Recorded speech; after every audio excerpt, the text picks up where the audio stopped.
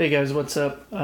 It's been a while since I've uploaded a video, and to be honest, this video is long overdue, but I kind of have to do it now because the PC that I'm about to show you is going to be taken apart soon, and I need to get on that fairly quickly. So for the sake of just churning out this video, I'm going to do another one of the quick little cell phone videos.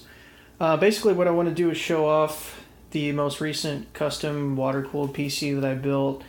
I actually started this probably about a year ago, at least the planning process.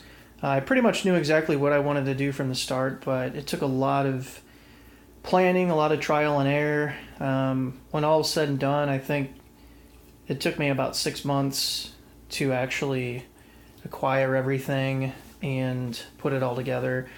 So I've only been using it for 6 months, but being an enthusiast and with the new graphics cards coming out, I have the itch and I can't really resist it. So I picked up a 1080, and then I also picked up a Case Labs Mercury S5. So I'm going to be pulling this whole thing apart, which I'm sure won't be fun, and doing a build in that. I'm ditching the SLI and going to just one graphics card this time. I do plan on upgrading the 1080 to a 1080 Ti. I have no idea when that's going to come out, but to be honest, the 1080 should be pretty darn close to the two 980s that I have in here, so not really expecting to see much of a difference in performance. And I may ditch the 4K monitor for one of the higher refresh rate 1440p monitors, but I don't really know if I'm going to do that yet or not. I guess it probably will just depend on pricing and that sort of thing. But anyway, to get into it, and I also have my son Holden here to help me out, aka Coco Jaeger, because I'm going to try to pull some of this apart here to show you all the custom fabrication that went into this. But this is the Fractal Define Node 804. Basically, the goal behind this was I wanted to see how much water cooling, how many components I could fit into a small form factor. This is micro ATX form factor. This is actually it's not the smallest case, but it's pretty darn small. So I like the dual chamber separation. I wanted to take advantage of both sides. I'll show you a little bit more of this. So I did kind of make my own panels from a smoked acrylic to be able to see inside of both sides of the case. And I've also been a fan of a real subtle sort of look when it comes to the UV lighting. So as you'll see when I take the side panels off, I went with a very muted and monochromatic color scheme with all of my custom cabling and everything, because I wanted the only colors really to be the glowing UV lights. See if I turn the light off if this shows up a little bit better. It's actually really hard to get good photos of this, but it looks really good with the tinted panel. That's Mayhem's UV blue. So when the UV lights are off, the liquid's actually clear, or almost clear. And then this side, which houses a couple more radiators, pump, that sort of thing. So I'm going to go ahead and turn this off, start pulling it apart so I can take a look inside and see. So first thing, I guess it's obvious, all I did for these side panels is, and they're actually, these magnetic strips are starting to wear out on me. I think probably the heat from inside the case is making them sort of loose, but I'll fix that later. Actually, it doesn't even matter. But anyway, I just ordered some smoked acrylic I used 3M magnetic strips. Obviously I cut this down to size. And then I used some brushed aluminum look 3M vinyl. It's not showing up all that great, to kind of give myself a top and bottom strip to match, you know, the front of the case. And it turned out looking really good. You know, again, I don't think that this camera really does it justice, but let me see if I can get in here. Anyway, so I'm gonna need a light because it's not letting me turn mine on. But you can see very subdued sort of look. I did all the custom cabling myself, but I've got a 240 rad in the front. I've got a nice big reservoir hanging from the top, so you can really see. I like the look of the reservoirs and the way the liquid moves around. Dual SLI, or that's redundant, but dual 980s and SLI. Pretty much all EK blocks, all Bits Power fittings, Bits Power Crystal Link, PETG tubing, EVGA SLI bridge.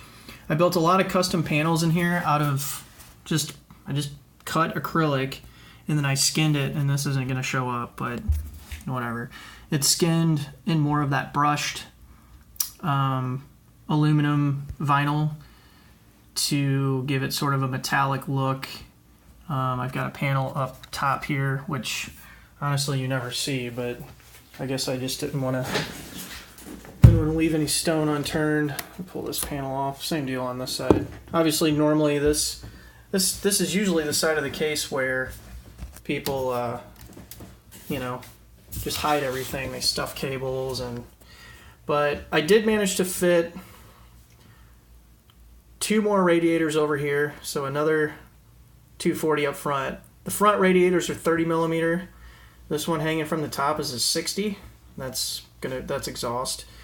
I did build another panel that allowed me to route cables back there behind where the SSD's mounted. And then I also have my pump. Oh, let me grab a light. Where it is.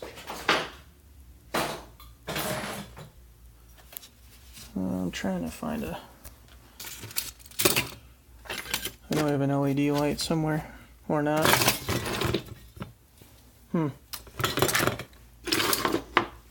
Well, either way. But yeah, so pump's mounted here. It's a Swift Tech with a Bits Power top to it. Got the drain valve here. All of the cables had to be custom length. Because one of the other goals is that I really just didn't want to have any cable mess going on inside of here for a couple reasons. One, it looks nice that way, and two, there's just no room for it. So pretty much everything had to be exactly the length that it could be.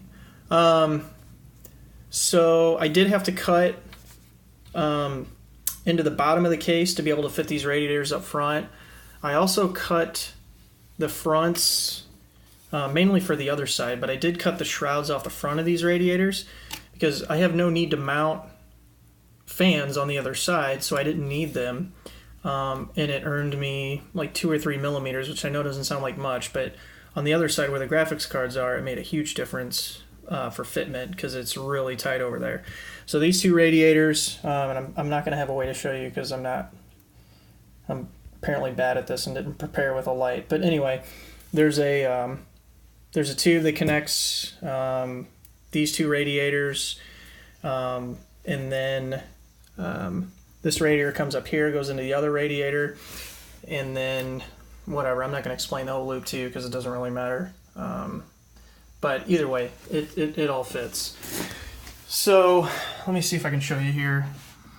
I mean, there's not a lot of clearance between the radiator and these graphics cards. I want to say there's probably 3 to 5 millimeters, but it all works out really well. I guess the only thing really left to show you is, here, Holden, take this and just show the front of the case. I'm going to peel the front off so you can see a lot of the cables for the fans and whatnot. There is a fan controller here. You can tap to, there you go. So there is a fan controller, although it's covered up by the bundle of cables here. But I did a pretty good job routing everything to where I wasn't throwing cables in front of the fans. So I've had really good results with the airflow. The biggest deal is up here. I'm gonna pull the top panel off.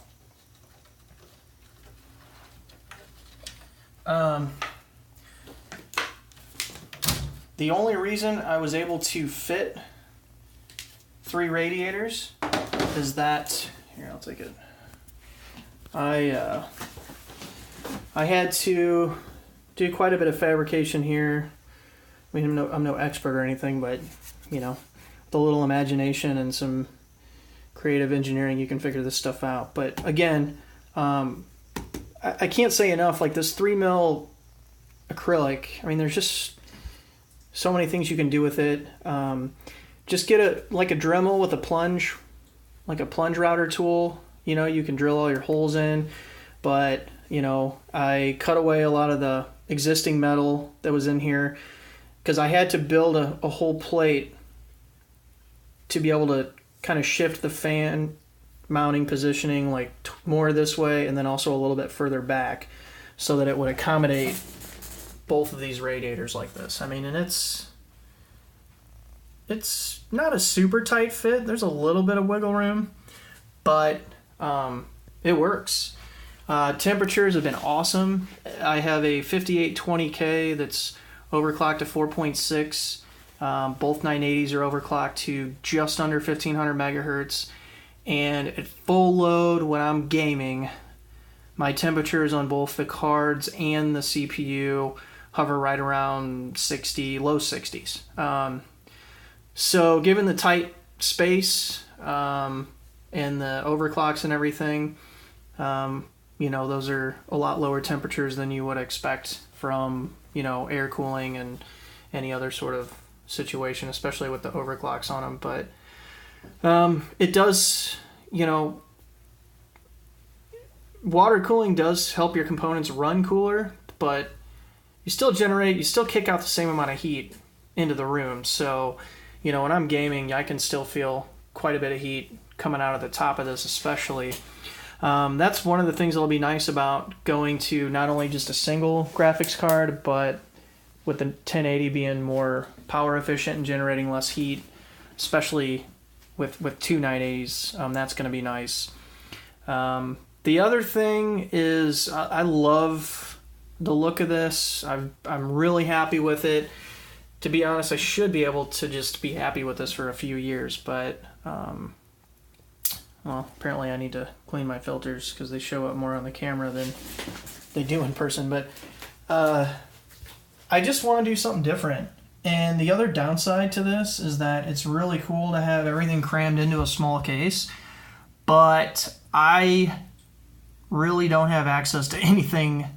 If I want to swap out RAM or if I have to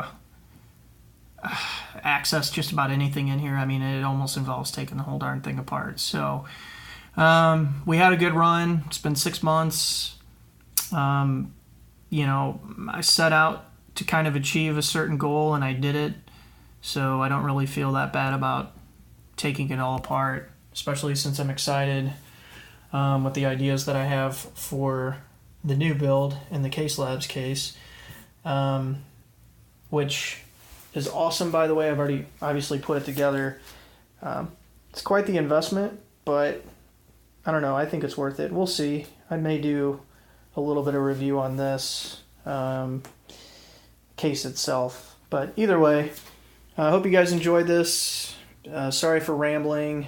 You know, oh, I forgot to mention I do have a hole here that allows me to fill my loop. So I do have a fill option and I have a drain option as well. But I guess the goal of this here was just to maybe inspire some people to maybe think outside the box. see that there are a lot of possibilities for ways you can arrange your custom water-cooled loop. You don't necessarily have to be restrained to what the case allows you to do.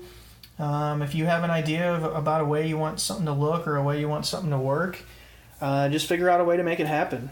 If there's a case that you really like and you like the look of it or whatever, and you want to have a custom loop in there, but it's not necessarily the best case for water cooling, just come up with some creative ways to make it work.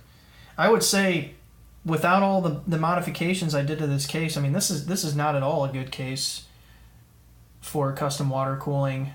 It could have been had Fractal added a few more millimeters to the dimensions here and there, but they didn't build this case to be a custom water cooling case. They built it, I mean, when you buy it, I mean, there's options to mount so many flipping hard drives in the other chamber. I think their goal was more of just a workstation PC, but either way, I'm gonna stop rambling now, and hopefully won't be so long before I upload my next video. That is, if for the people that are even interested in these. So we'll see you guys later. Thanks.